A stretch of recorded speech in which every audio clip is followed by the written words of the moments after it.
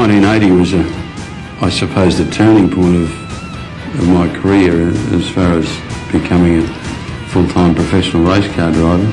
Well, the XD was, when I first saw it racing for the first time in 1980, I sat down in front of the TV and watched the telecast from Symonds Plains in Tasmania. Now, these things have got to be half alright. And I knew what they had done with the rules. They'd allowed all the parts from the previous cars, the two-doors, to be transferred into these models. And I think that gave the Ford a bit of an advantage in a few ways. Even though it was a heavier motor car, it still had a bigger engine. And I thought, well, gee, you know, there's a chance here, if we do this right, we could sort of start to win races. And so I discussed it with my wife, and we stuck everything we had into putting this deal together. And it was a very successful motor car. It went out there and really showed the way. And it had been a long time since Ford had really been at the forefront. Probably 1977 would have been the last time when Moffat had the 1-2 at Bathurst. And since then, you know, there was a fair sort of a drought, and the Ford fans were really itching to have someone up there, and I just happened to be the lucky one that was there at the time.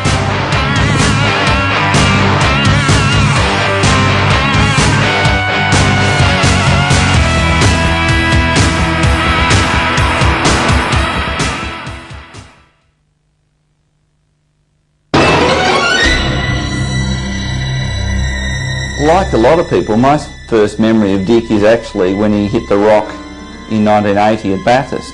But I saw this incredible sort of emotional public event unfold, and that was the beginning of the Dick Johnson legend.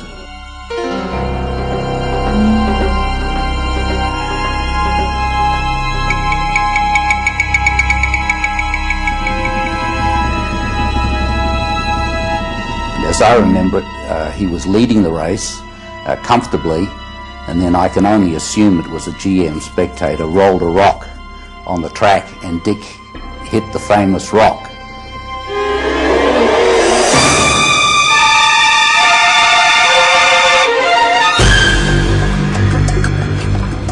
Well, I suppose you could experience going from the highest high, like here we were leading the greatest race of all time, something we'd never even come close to before, to going to the absolute depths of depression. Like, it's pretty hard to explain, actually.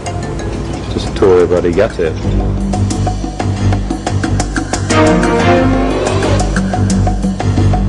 I can honestly say that I will never ever race at Bathurst again until such time as they have a 20-foot high wire fence. The entire spectator areas are completely wired off from the track, because that is just so dangerous. I just couldn't believe my bloody eyes with these galoots up there that just throw boulders. Like, it was enormous. Has anything like that ever happened in racing before? Never, because, you know, this was our big shot. We had stuck every single bulb into this. Dick, the switchboards at all the 7 stations across Australia are jammed of people who are so upset about what has happened. And they, believe it or not, ringing and just genuinely pledging money to help you. Now, this has happened in the last half hour.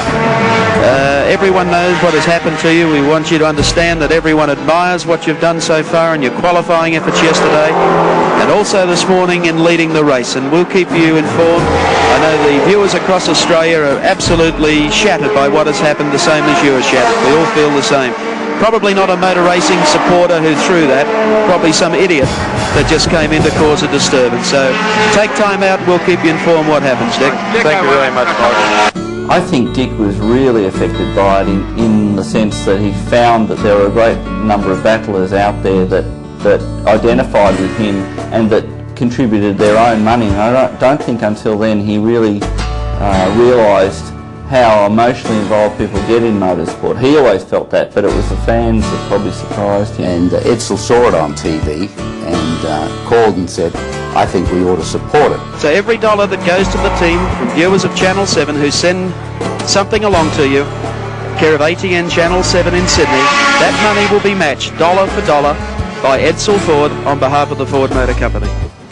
Well, Mike, that's to me is unbelievable, because I don't know exactly what to say, because something like this has never happened to me before. And I thought at the time, my God, what a risk. If Dick ends up with a whole heap of money, we're going to give him the whole marketing budget Ford Motor Company. But I would sincerely like to thank all those people and Edsel Ford for his true support, because I know that with our car, the Ford Falcon, the way it was more than capable of winning this race and doing it easy, because believe me, the car was superb, and I owe just so much to those boys who have put so much time into it. Thank you very much, Mike. It was obviously a very good investment, because the following year, in '81, Dick went back and won.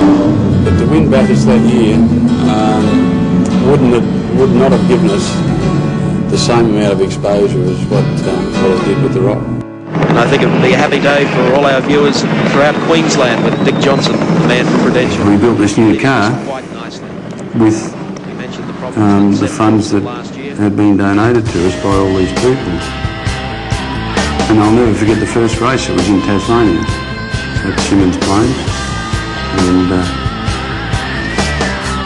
we turned up with this new car, and it was the first touring car championship win I'd ever had.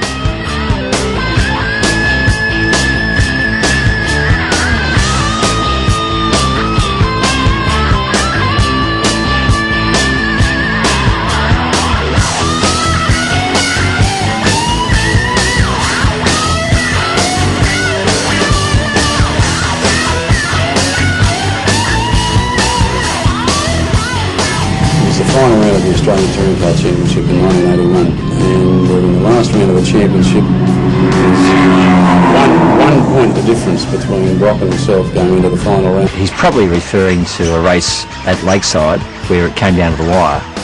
It was a real buzz, because it was a wheel-to-wheel duel for the entire race, from the start, the time the flag dropped to the time the checkered flag came out. I think Dick probably got the start, and I just hung to his bumper bar. And try as I might, I couldn't get by. And fortunately we came out on top and we won the championship, so that was a real good feeling. It was one of those things where it was a turning point in Dick's life. It was a point where all of a sudden, I suppose, he had the self-confidence and self-belief that he could do it. And he deserved to be up the front flying the Ford flag. He was well and truly the guy that was out there representing the hopes of the Blue Oval Brigade, and that race was one of those turning points, one of those hallmark races that I can remember having a couple like that in my life too.